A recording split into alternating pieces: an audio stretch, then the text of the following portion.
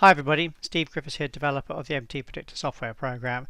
In today's MTPredictor video, I'd again like to have a look at multi-time frame analysis, and in this video look how the markets unfolded in some absolutely beautiful patterns yesterday, which was the 1st of August on the ES. But as usual, we start with the risk disclaimer and remind you that all examples in these videos should be considered as hypothetical. No trades are actually taken, they're just shown for illustration and training purposes only. Remind you there's a risk of loss in trading and investing. We'll be looking at some losing trades in today's video as well. So it's important to understand that all professional traders must know and accept, that's the important point, accept that losses can and will and do unfold. Right, let's have a look at the ES yesterday.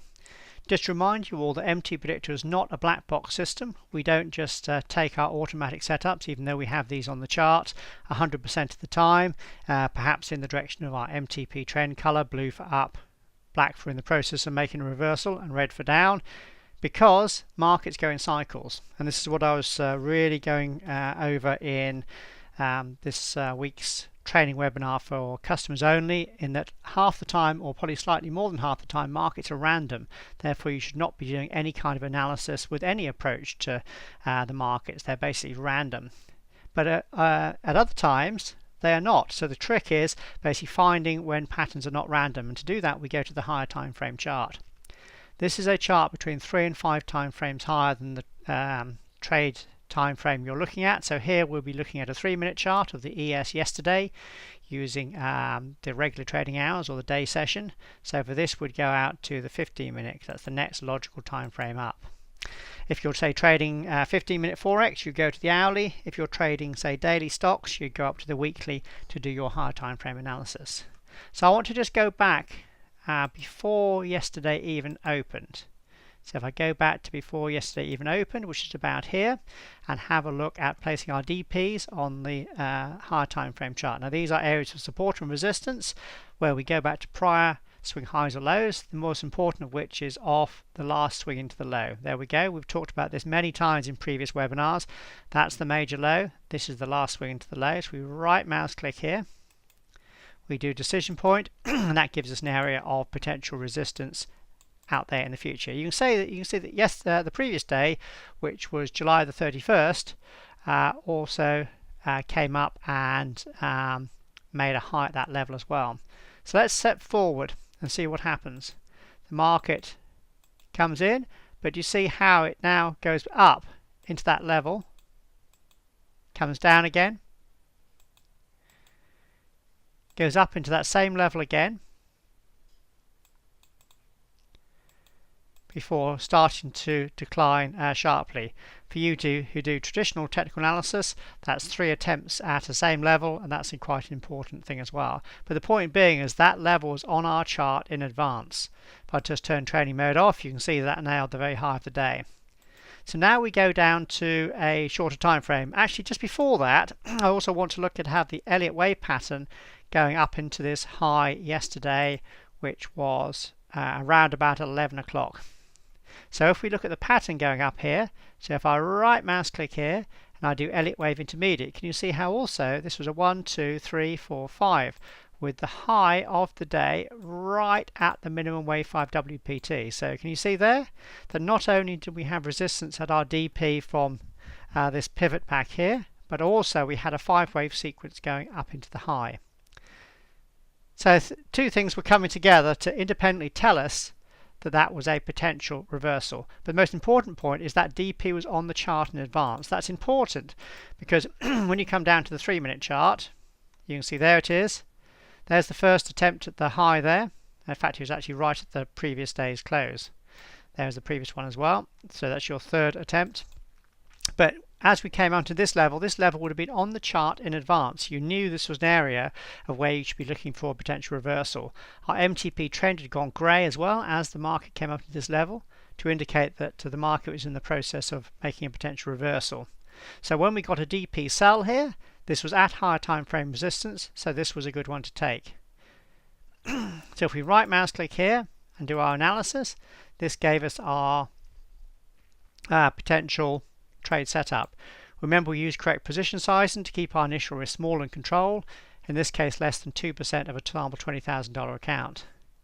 Using standard MTPredictor trading guidelines, the market came down into your first target level there, where a profit of approximately 4.8R was available, so 4.8 times the initial risk.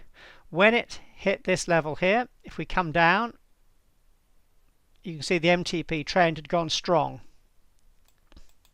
What do I mean by this? I mean that the MTP trend indicator had gone beyond our strength bands, which is our grey bands here. When this happens, we deem the market strong and it's going to trend, in other words, go a bit further. So for this, we then swap to our ATR stop, which is our red dots here, and that means our stop would have come down to here, come down to here. You can see it trailing all the way down, and you would have been stopped out in this area here for approximately 8.2R. That's what's great about this, is the profits we're looking for are profits that are large, not just in dollar terms, but in relation to the initial risk. Let's have a look at this again, looking at the higher time frame chart. So I want to go back to the higher time frame chart and look at potential targets. So just after the market came in at this high here, again I'll use our training mode to go back up to here. What do we know about a completed 5-wave sequence? Well, we know that the market tends to go to the DP from the prior wave 4. So we go back to the prior wave 4, which was here. We right mouse click, put our DP on the chart. Again, can you see how that's on the chart in advance before the market even gets there? So if we now go back to our 3-minute chart, can you see how this 15-minute level would have been below your 3-minute target? So it gave you extra confidence to let the market run a bit further. So if you're an advanced trader, you'd have probably come down into here and then look to come out as the market hit this higher time frame support level, because this is the area where you thought support might be available. So again, the profit is around 8.2 or 8.3R. If you had have done this, what you might have done as well is, can you see there was a history triangle here? Can you see that little triangle there? What you might have done is, as it came into support here, you'd have probably thought, well, actually support's coming in. So if I right mouse click here, do analysis, this was a VS or volume spike setup, you may well have gone long here. If you had have done, that would have been a losing trade. Again, we use correct position size and to keep our initial risk small and under control. So this would be what we call a 1R loss. Now it's important to understand that losses can and will and do unfold. With trading, it's not about avoiding losses, it's about keeping the losses small. So this would have been a perfectly valid trade setup in conjunction with your higher time frame analysis, because you were at higher time frame 15-minute support. You did have a VS setup, which is a good trade setup. So you would have been long, and that would have been stopped out from -1R loss. But can you see how here, because this was just what we call -1R, this was small in relation to the previous profit, which down here was just over, whoops, missed the wrong bar there. That's the bar we want. And drag it down to there. Was just over 8 times initial risk. So this is what we're looking for, trades where the losses are kept small, in this case 1R, and the profits are large, in this case 8 times that loss, or 8R profit. So this is a good example of when to see whether the market is looking less random, or in other words, the market patterns come in quite nicely, and this is when we go to our higher time frame chart. I didn't want to do the 10-minute, I want to do the 15-minute. And this is a perfect example when everything came together at the very bar of the high of the day yesterday, where we had the resistance at our higher time frame DP resistance area, and also a nice 5-wave sequence with the decline directly down into the previous DP. So at this point the pattern was clear and everything came in quite nicely. After this, the market then started to go into a random pattern, because you see it went down, it went up, it went down, it went up. This TS4 sell here was against a blue MTP trend, and the market was basically chopping around this DP. So here, the whole of this part here, later in the day, if I just clear this all off, later in the day here was unclear. So in other words, this is what we mean when the markets go random. So this is why you shouldn't try and trade all the time, and you shouldn't try and force patterns all the time. You should accept that half the time markets are just quite simply in a random market phase where you cannot make any sense of the patterns that are unfolding. So the trick is avoiding times like this, but looking at the higher time frame when everything comes in together with a lovely clear clean pattern, then you look to do your trades as we saw here. So you managed to get a short trade off the very bar of the high of the day yesterday, which had a profit, but a profit that was large in relation to the initial risk. And also remembering that you will have losing trades. We looked at a VS buy setup here, that again the higher time frame pattern was looking nice and clear, but that would have been losing trades. So losses small and profits large, but only when the market pattern is clear, is what MTPredictor is all about. And that was an absolutely perfect example yesterday on the ES.